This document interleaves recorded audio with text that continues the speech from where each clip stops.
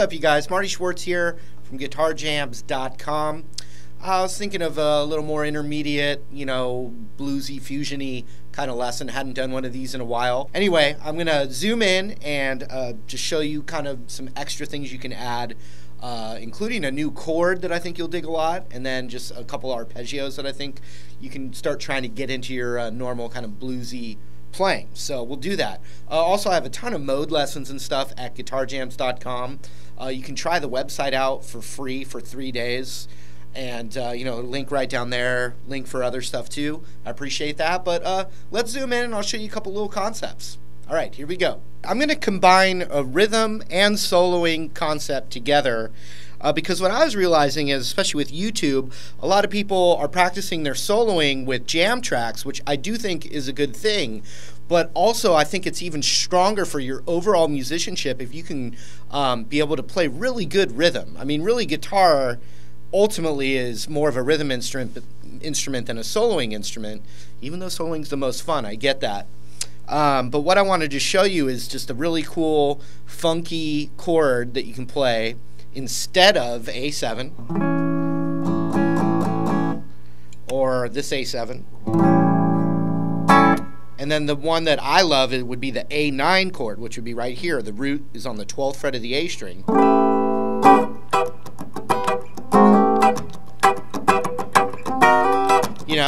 We're talking about kind of like the blues world here a little bit, or funky blues, soul, fusion, jam band kind of stuff. But basically, that dominant chord is what it's called, like a dominant 7. You can play a 9 chord instead, like that. But it is a heavily used, dare I say, overused chord.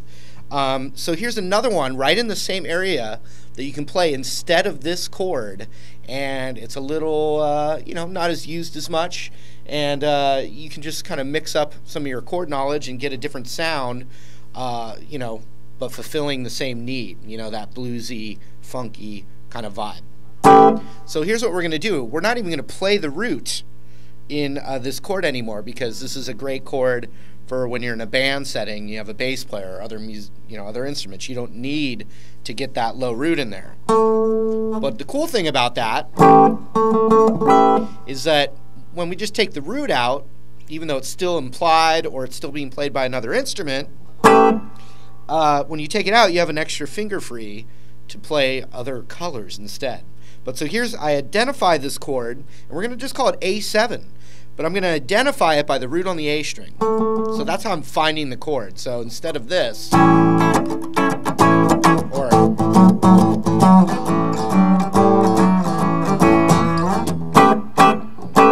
instead of that, we're going to play this chord.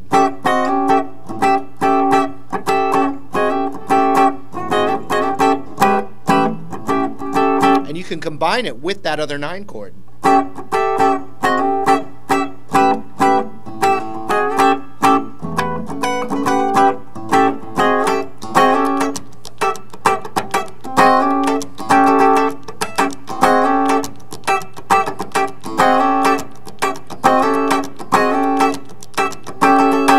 Okay, so that's the chord. It's going to be middle finger on the major third, or the 11th fret of the D string. So we're finding the root, and then middle finger's going there. Ring finger is going right next to it, a half step higher on the 12th fret of the G. So tonally, that's the major third of A, and that's the dominant 7, or the minor 7 of A. And then the index finger right here is actually the root. So the root's not the lowest note, but we do have a root in there, which is the A note. Okay, and then pinky on the 12th fret of the high E.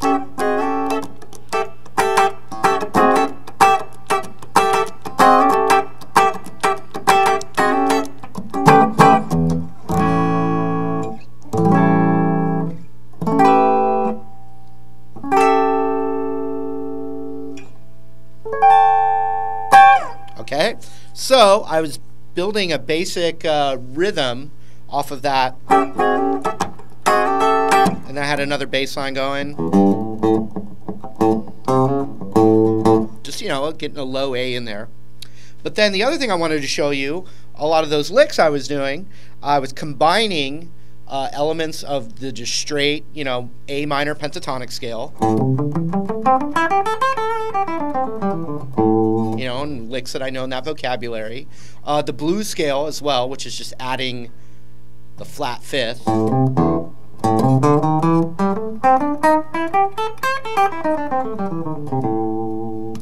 Okay, but then also the A major pentatonic is another piece.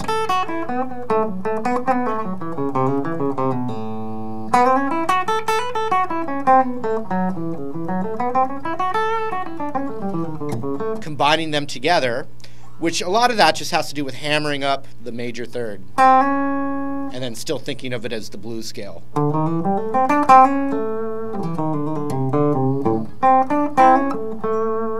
Okay, and then the other one would be the Mixolydian. And I'm not going to break down all these scales to teach them to you. I'm just showing you the concepts behind them and behind what I was playing in the beginning there.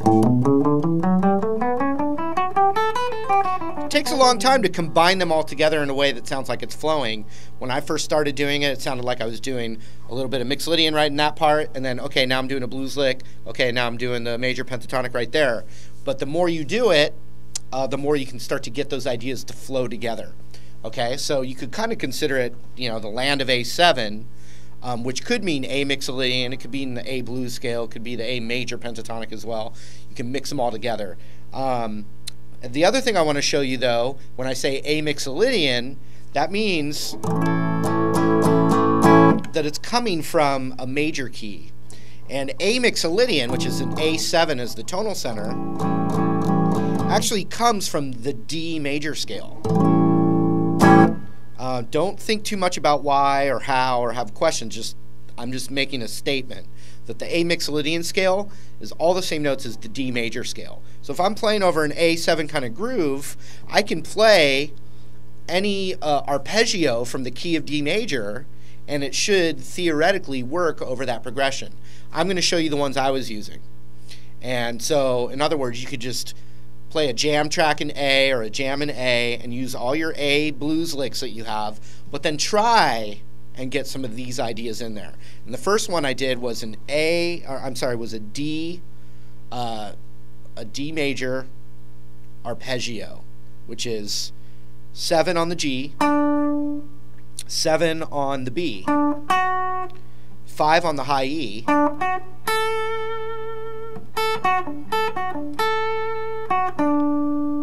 and then the major 7, which is a stretch, and it's going to be the 9th fret on the high E.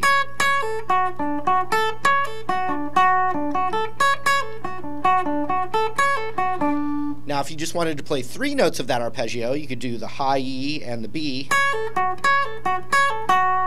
Or you could do, the G, B, and high E. Or you could just do 2 notes. Oh, sorry.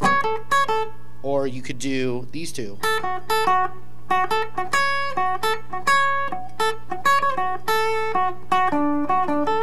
And then try and get creative with that little set of notes over an A7 groove. And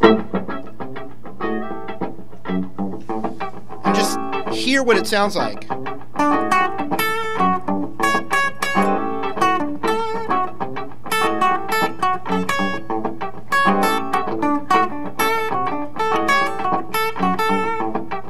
Okay, so it's just one choice. The next one up is going to be, we're going to look at it as an E minor 7 arpeggio, which would be 9th fret on the G, 8th fret on the B, 7th fret on the high E, and then the 10th fret on the high E.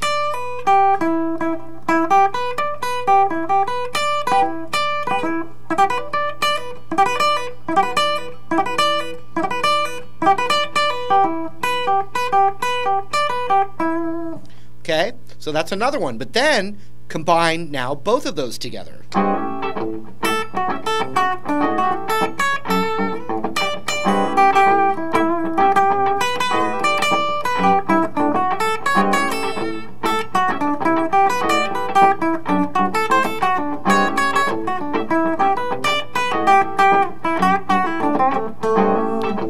See that? And then somehow, you know, you got to learn to make it sound like music by, you know, getting some of those other blues licks in there and whatnot. But you just got to start playing. You got to start using.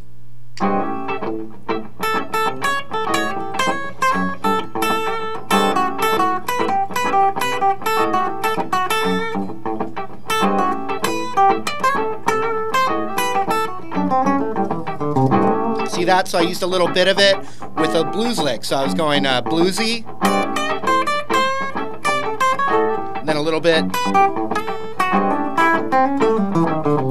See, you gotta just sneak it in. Sneak it in.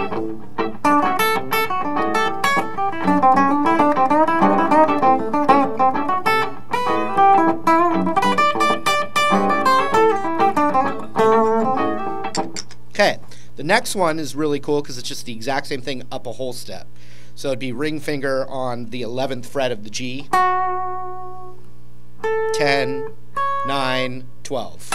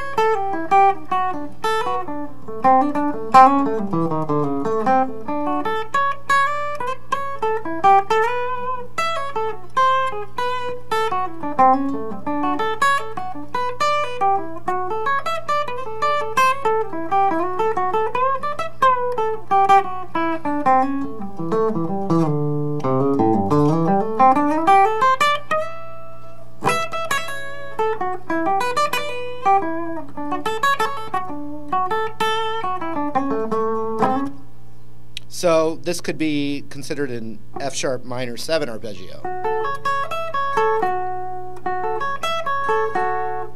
E minor 7 arpeggio and a D major 7 arpeggio.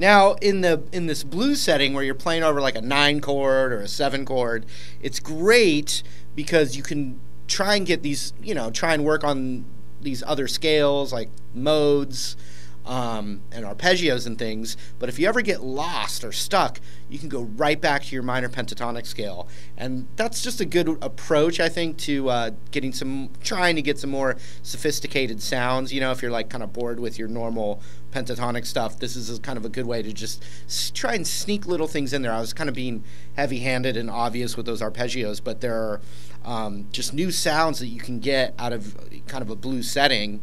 And, you know, which is always good. You know, it's always good to keep expanding and getting more ideas.